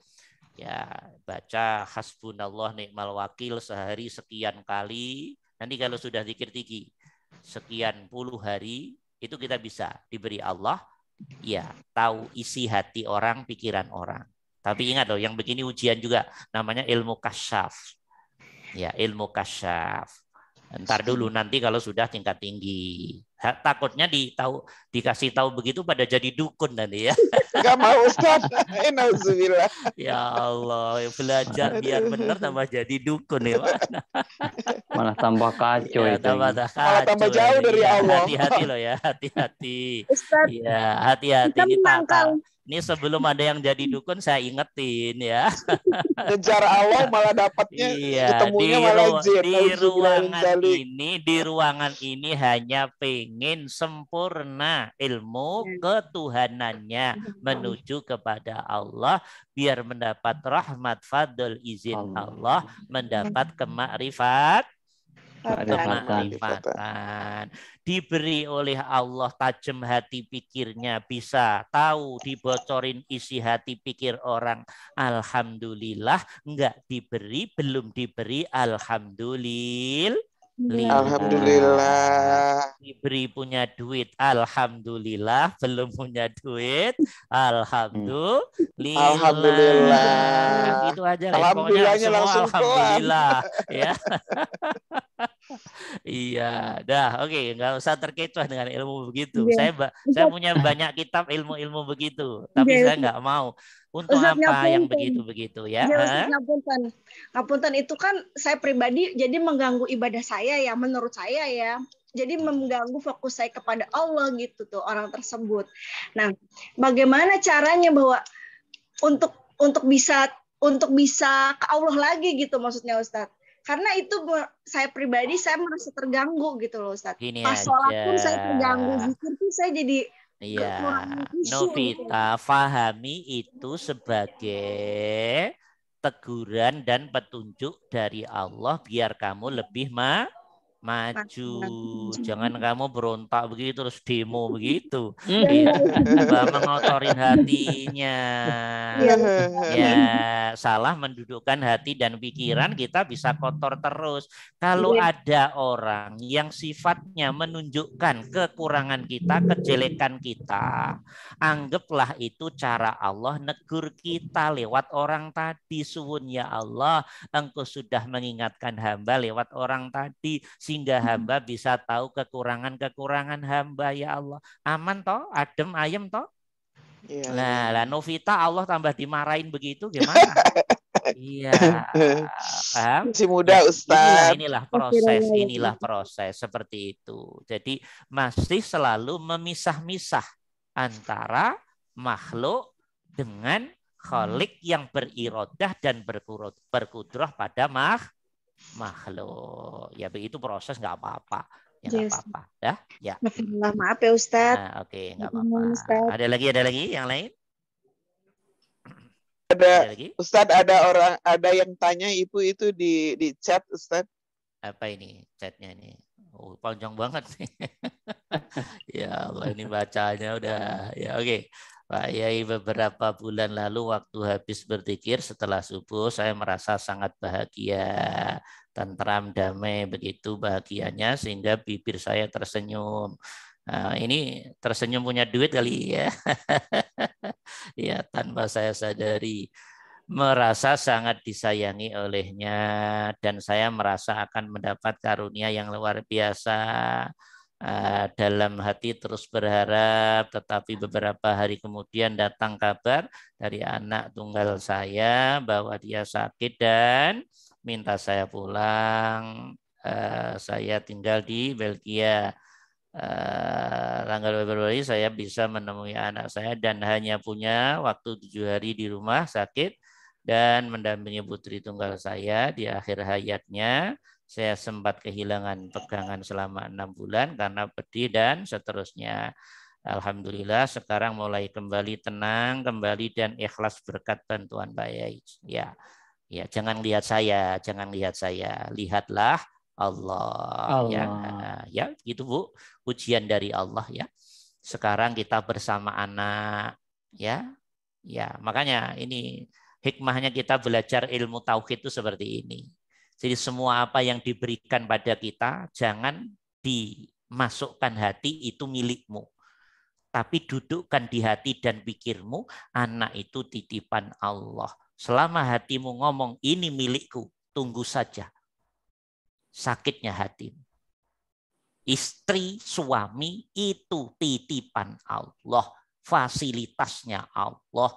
Cepat atau lambat bisa ditarik oleh Allah lewat kematian atau lewat perceraian dan seterusnya. Oke, harta itu milik Allah, fasilitasnya Allah, Begitu hatimu ngomong, ini harta gue, tunggu saja kekecewaan hatimu. Jabatan itu titipan Allah, fasilitas Allah, nikmat Allah. Begitu hati pikirmu ngomong, ini milikku, silahkan dinikmati sakitnya hati dan pikiran. Oke. Ilmu itu titipan Allah, milik Allah, fasilitas Allah. Begitu hatimu, pikirmu ngomong, ini ilmuku, ini kefahamanku. Ya, silahkan dinikmati kekecewaan diri kita di kemudian hari. Lanjutin sendiri, lanjutkan sendiri. Semua yang nempel pada diri kita itu hanya milik Allah. Itu titipan Allah. Itu nikmat Allah. Itu fasilitas Allah. Zahir batinmu harus duduk tak miliknya Allah. Kalau hatimu, pikiranmu belum mampu duduk seperti itu, kemudian hari dirimu bisa stres. Bila perlu bisa. Paham? Nggak saya terusin. Ya. Ya Allah, saya punya murid itu. Sudah umur 70-an kali. Ditinggal istrinya. Masya Allah, kayak orang nggak waras. Udah umur 70, istrinya juga udah tua toh. Nggak waras. Ya Allah, terus belajar nih ya Allah. Ya, kenapa bisa terjadi seperti itu? Karena hatimu, pikirmu melihat makhluk yang namanya suamimu, istrimu, nggak melihat Tuhanmu. Karena alam hatimu, rasamu berarti alam sadarmu, akalmu sudah memutuskan itu milikku. Kata Allah, kamu melanggar hakku. Itu bukan milikmu, kata Allah. Itu fasilitasku. Kenapa kamu mengklaim seperti itu? Maka teman-teman, semua yang sebetulnya milik Allah, fasilitas Allah, nikmat Allah, dan hatimu, pikirmu, dohirmu mengklaim ini milik gue, nanti begitu mati, ya, begitu berpisah, dirimu akan mengalami penyiksaan hati dan pikiran. Karena dirimu sudah melanggar haknya Allah. Salah mendudukkan hati dan pikiran. Tunggu waktunya saja. Nggak percaya silahkan dicoba. Begitu mati tet, akan ditanya oleh Allah. Jadi itu pemberianku. Kamu aku itu milikmu bro. Oh, Allah kan bilang begitu. Ya, dasar nggak tahu malu inti ya. Itulah namanya hisab. Hisab itu adalah pertanyaan Allah, bukan soal maksiat. Ini nggak paham juga nih kita. Hisab paling tinggi adalah hakikat kepemilikan Allah, hakikat nikmat Allah, hakikat fadl Allah, hakikat rahmat Allah. Kita aku dengan pedenya nih gue. Allah mau kamu hilangkan dari hakikat perannya di hati dan pikiranmu sebagai pemiliknya sejati. Begitu mati ditanya oleh Allah. Oke? Ini kamu klaim milikmu semua, milikmu. Padahal ini milikku. Kenapa begitu? Ditanya oleh Allah. Pasti dia nggak bisa jawab. Itulah hisab, sejatinya hisab. Karena nikmatnya Allah tidak disyukuri dengan mendudukkan hati dan pikiran yang benar, dikembalikan kepada pemilik hakikinya, tambah di aku miliknya sendiri, tambah diklaim milik kehambaannya sendiri. Itu urusannya ruwet di akhirat nanti, teman-teman. Ini kayak ibu ini. Apalagi ibu ini hanya punya satu anak. Dan ketepatan oleh Allah belum diberi ilmu tauhid yang mapan. Jadi begitu ditinggal satu anaknya, agak lumayan gonjang-ganjing 6 bulan. Yaitu perjalanan hidup yang harus dilalui oleh ibu ini. Tapi alhamdulillah, bifadlillah, birahmatillah, biidznillah, kemudian Allah menolong belajar ilmu tauhid ini. Kemudian hati jadi terarah lagi. Alhamdulillah, Bu. Ya, bersyukur pada Allah. Oke, suwun pada Allah. Terus minta bimbingan pada Allah. Enggak ada yang hebat kecuali Allah. Oke, semua miliknya Allah, termasuk dirimu yang tar lagi ya juga akan diambil oleh Allah. Jadi kalau hati pikiran tuh duduknya benar, semuanya enak apa enggak? Enak, Ustaz. Enggak enak itu karena salah mendudukkan hati dan pikiran. Salah duduknya hati dan pikiran itulah namanya sebetulnya belum bertauhid. Tauhid ngomong doang.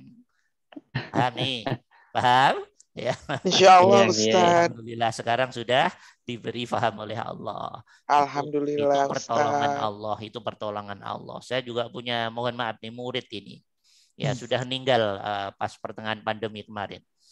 Jadi dalam 1 tahun tuh diuji oleh Allah 3 orang keluarganya meninggal. Pertama suaminya, 2 bulan lagi anaknya, 3 bulan lagi anaknya. Oh kayak orang gila dia. Serius. Ujian begitu inilah hidup teman-teman. Inilah hidup. Inilah hidup. Nih kalau kita nggak punya ilmunya gini nih, bisa bunuh diri. Ini benar, ini serius ini. Daripada hidup begini semendingan loh, gitu kan? Iya. Ini serius Ustaz. Ini. Itu ya kita memaklumi juga. Maka beruntunglah yang oleh Allah diajari ilmu tazkiyatun nafas, ilmu tauhid, ya.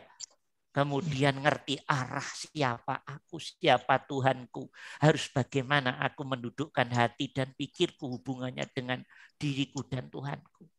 Wah, benar. Gonjang-gonjing ibu itu. Alhamdulillah ikut belajar sama kita juga. Alhamdulillah. Ya, kemudian tenang lagi dan seterusnya. Terus saya begitu udah ini saya diajak ke Malaysia. Pengajian di Malaysia sana.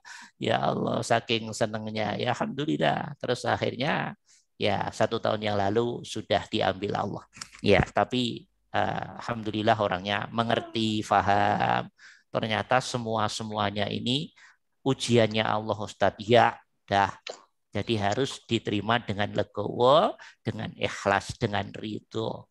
Ya, itu tugas kita seperti itu. Ya, dah Ibu ya. Dah, alhamdulillah terus belajar. Bu ya. Bu Ning namanya ya. Ustadz. Ada apa lagi Bu Ning? Ada satu lagi Bu boleh? Ning tadi yang ya boleh Mangga, silakan. Ini kan waktu itu saya memang sudah biasa habis subuh berzikir dan sebagainya, udah bertahun-tahun. Usia saya udah 73 ya. Iya. Jadi, Masya Allah. Ya. Jadi pada saat berzikir yang pagi itu, saya merasa amat sangat damai, tentram, bahagia yang luar biasa. Sehingga saya itu tersenyum tanpa bisa saya tahan. Iya. Tapi kok berapa hari kemudian yang datang itu gitu loh. Iya. Gitu.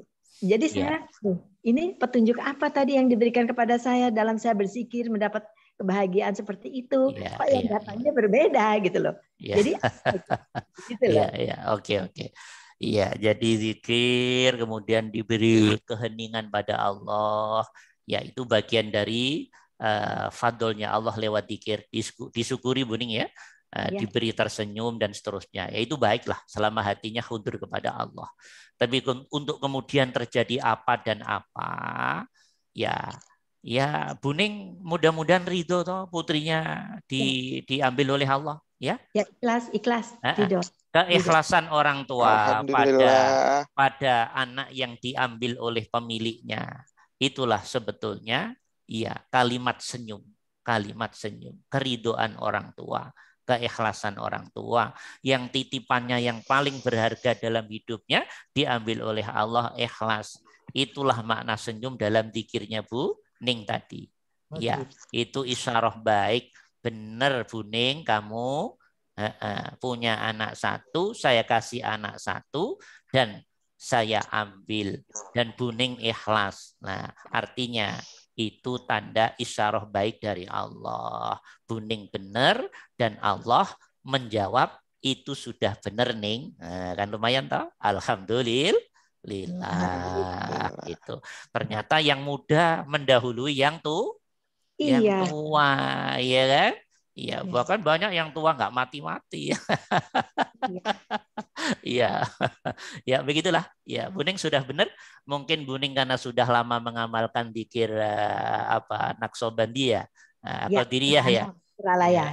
Alhamdulillah, bifadlillah dari itu juga lah Buning mendapat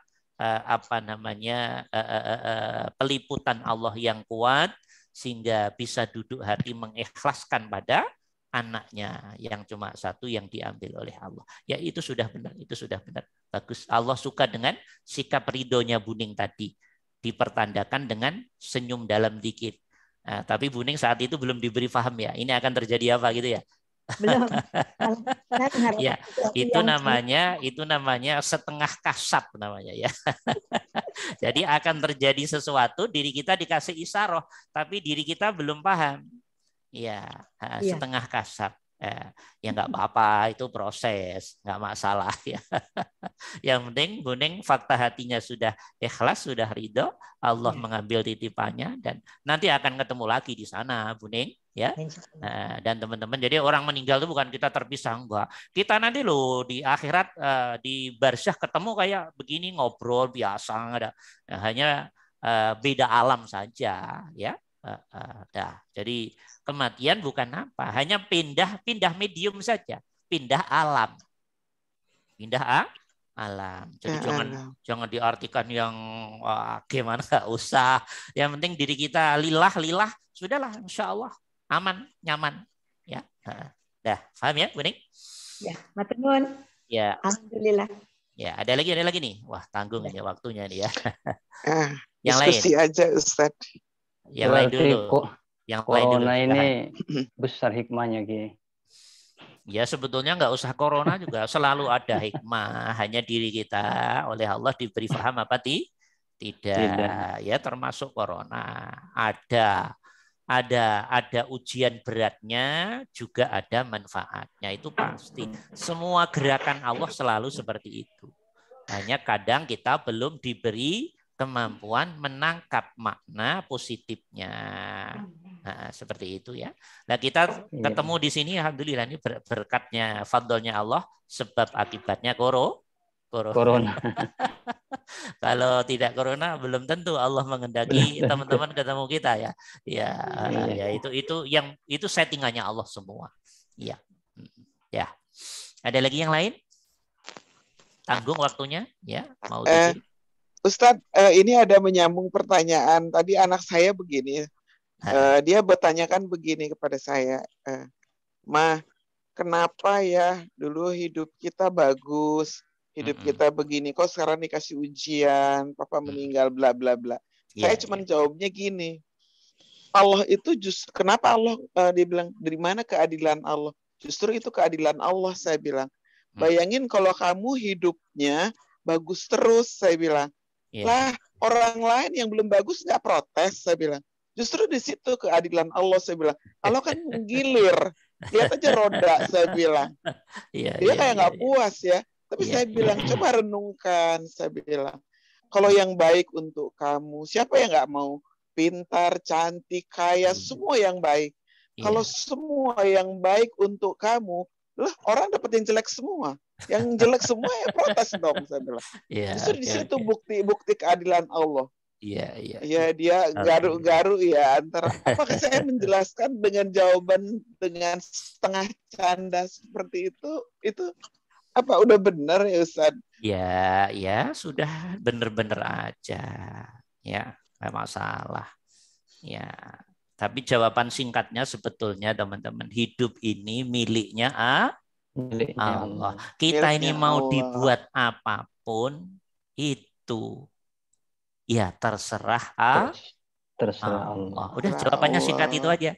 Oke. Jangan pernah mengukur Allah adil atau tidak adil. Emang tahu tah? Iya. Iya benar. Iya, tapi benar, sementara benar. Tapi kalau tingkat tinggi, hidup ini milik Allah. Jadi tiap diri kita mau dibuat alur cerita bagaimana, itu ya terserah sang sutradara kehidupan. Coba baru lahir berapa hari minggu, bapak ibunya mati kebakaran. Di mana adilnya Allah? Secara logika, susah logika mengetahui. Ini bukan urusan adil atau tidak adil. Urusan kemutlakannya Allah. Tahu mutlak ya semuanya? Mutlak itu terserah sakarep-karepnya Allah. Emang kita semua hidup ini miliknya Allah. Oke. Bisa dimengerti. Masih mendingan Bu Anita dan anaknya ngerasain punya suami, punya ayah, ngerasain pernah kaya. Yang lebih ganas dari itu banyak sekali. Ya nggak pernah. Nah, nggak pernah ngerasain kaya sama sekali, ya toh. Lahir-lahir jadi anaknya pemulung, ya toh. Yes, masih bayi diajak tidur di tempat sampah.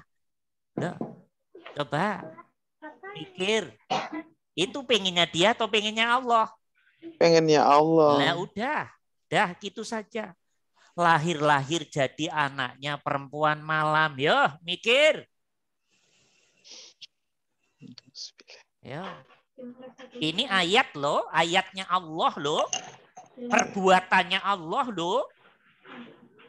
Lahir-lahir bapak ibunya menjadi penjahat. Masih alhamdulillah pernah punya suami, pernah punya bapak, apalagi pernah kaya, kok kemudian berbeda. Ya Allah maunya begitu, diterima.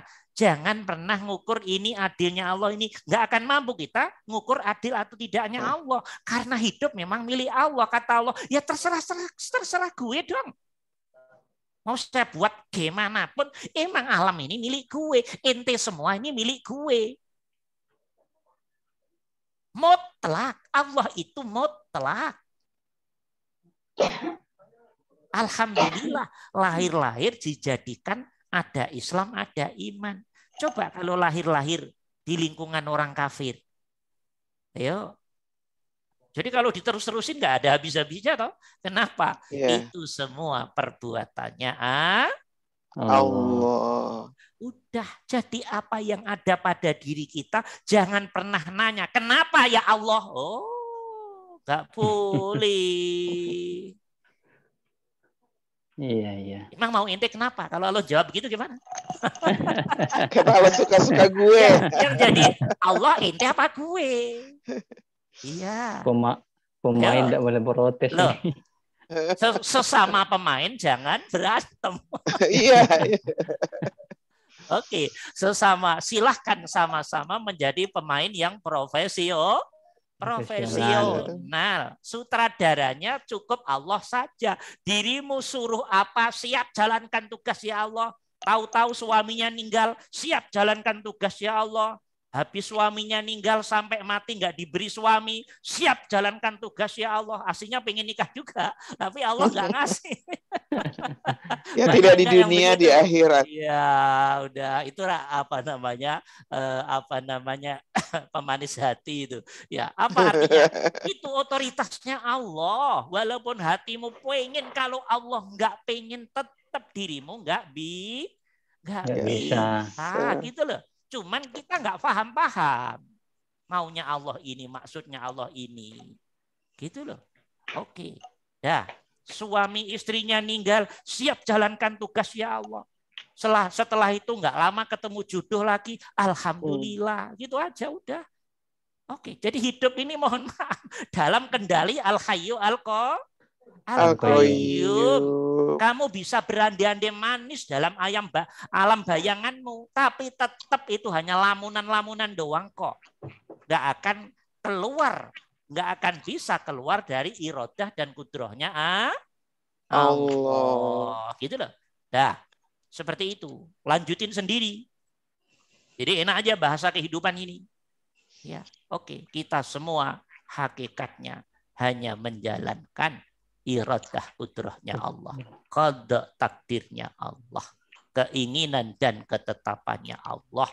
Karena itu kita siap menjalankan tugas secara profesional ya Allah.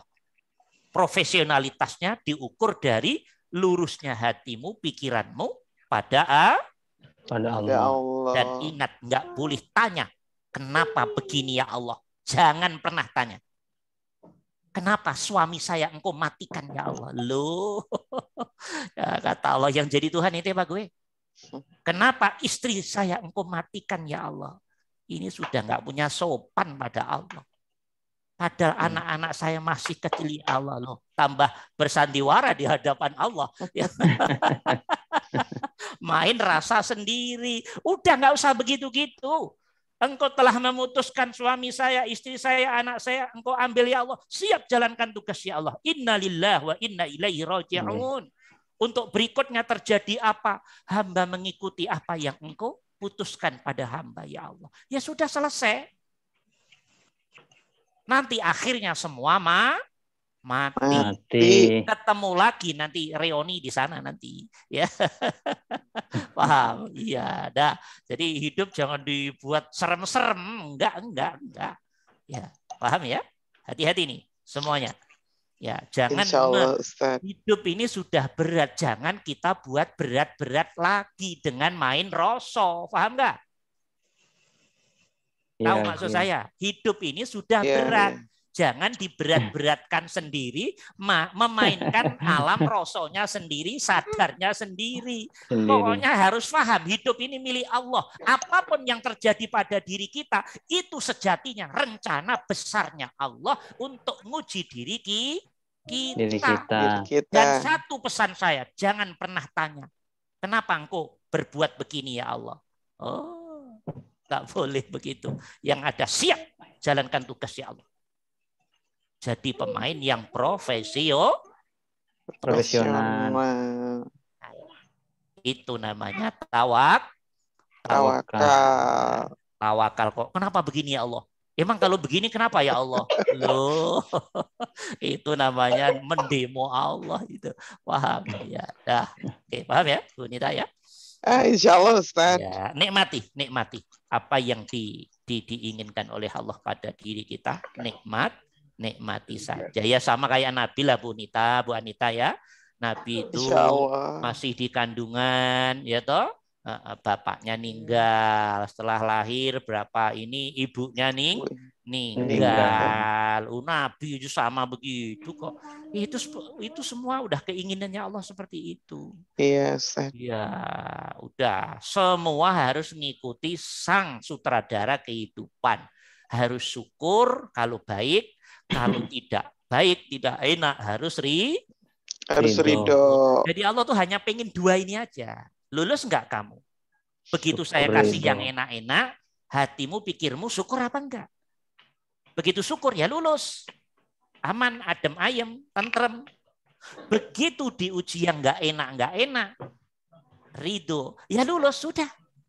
Terus sampai mati, ya sudah. Matinya nanti mati dalam kesyukuran atau mati dalam ridho. Jadi alatnya kematian, ujiannya ada dua. Bisa jadi orang diuji dari yang enak-enak, tapi bersyukur mati. Berarti mati yang husnul khotimah, dalam keadaan syukur.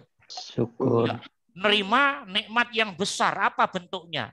Kemudian lalai dari Allah, mati. Berarti mati tidak bersyukur. Berarti mati yang syukur khotimah. Dia menolak Allah. Menolak perbuatan Allah. Oke. Atau diuji yang enggak enak. Apapun bentuknya. Sakit dan seterusnya. Saat sakit dan seterusnya yang enggak enak, hatimu ridho. Mati. Ya berarti mati dalam keadaan husnul khotimah, karena hatimu ridho pada sang sutradara kehidupan. Gitu loh. Paham ini? Mengerti ini? Insya Allah ya, Ustaz. Semuanya harus paham. Ya, hanya Allah tempat berkeluh kesah. Oke? Hanya Allah tempat menyandar. Dan tidak boleh protes pada Allah, siapapun orangnya. Oke? Yang ada hanya siap menerima ya Allah.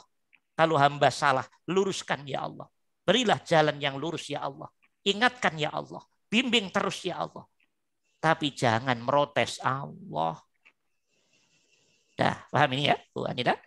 Insya Allah Ustaz. Ada satu lagi? Masih ada 10 menit? Biasa Mas Haris ada nih. Mana Mas Haris? Yang lain ada pertanyaan?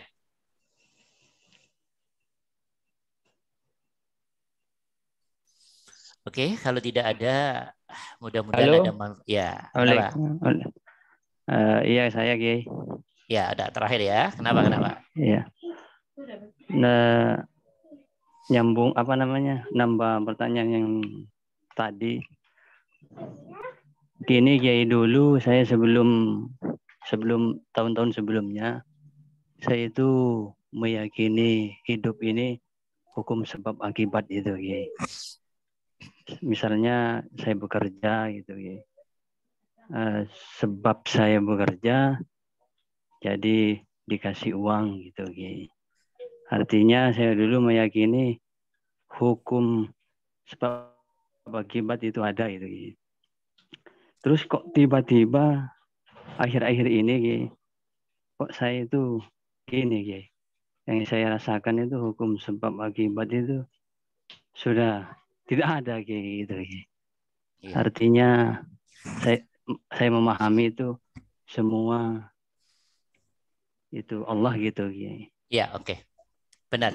Ya. Itu tanda hatimu semakin dibuat halus oleh Allah. Ya.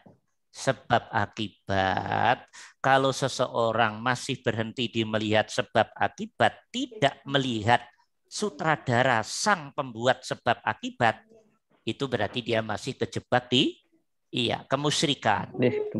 Iya, masih terjebak di kekotoran hati dan pikiran. Dia baru sanggup melihat tampilan peristiwa, belum sanggup masuk ke lebih rasa dan kesadaran yang dalam tentang siapa dalang sebab akibat di balik peristiwa. Bukan mulut, tapi rasamu, sadarmu, tidak berjarak waktu dan tempat. Iya. Saat itu terjadi, apa yang kamu lihat, apa yang kamu dengar, apa yang kamu raba, apa yang kamu lewati, apa yang kamu peristiwa yang kamu lewati, langsung rasa sadarmu masuk ke latifah rabbaniyahnya Allah, kesadaran dan rasa. Itu tanda hatimu mulai dibuat halus oleh Allah. Itu sudah mulai dimasukkan ke alam ahadiyah namanya. Alam kehalusan hati dan pikir yang kelihatan semuanya nanti gerak-geriknya Allah. Ya Allah. Bukan sekedar berhenti di hukum sebab akibat. Itu tanda baik bagi para orang-orang yang belajar tauhid, tazkiyatun nafas, bagi para pelaku zikir, para pelaku keikhlasan yang istiqomah. Itu tanda-tanda bagus dari Allah. Itu berarti Mas Faisal sudah mulai difahamkan oleh Allah makna ahad oleh Sang Maha Ahad. Nah ini kalau enggak Allah sendiri yang menjelaskan, tapi ini Allah juga butuh proses menjelaskan, Faisal. Ya, akan dimatangkan nanti. Setelah itu akan diberi keyakinan yang total, yang tinggi. Oh ya, inilah yang dimaksud. Qul huwallahu ahad, Allahus samad, lam yalid wa lam yulad, dan seterusnya. Jadi yang bisa memahamkan makna ahad, ya Sang Maha Ahad itu sendiri. Yang bisa mengenalkan Allah, tentang Allah, ya Allah sendiri. Selain Allah tidak sanggup.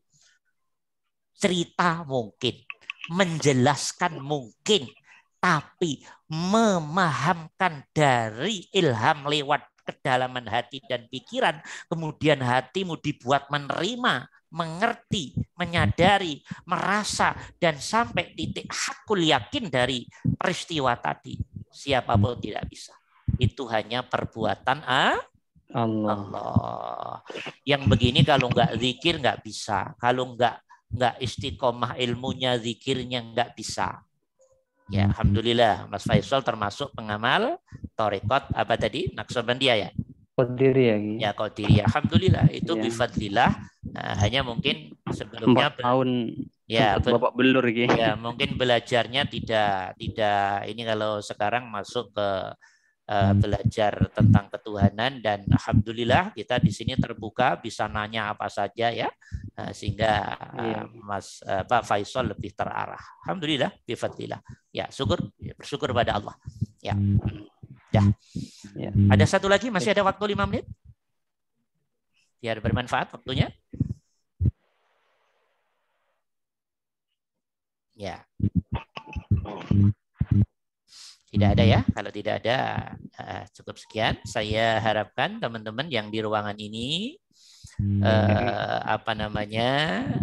yang rajin belajarnya, ngajinya, kemudian zikirnya yang istiqomah, yang ikhlas benar lillahnya, nanti pada titik tertentu akan diberi ilmu tingkat lebih tinggi lagi, dan nanti sampai titik tertentu akan diberi ilmu yang tingkat tinggi, sehingga insya Allah akan mendapat fadl dari Allah, ya, hal-hal yang semakin mendekatkan diri kita kepada Allah, ya.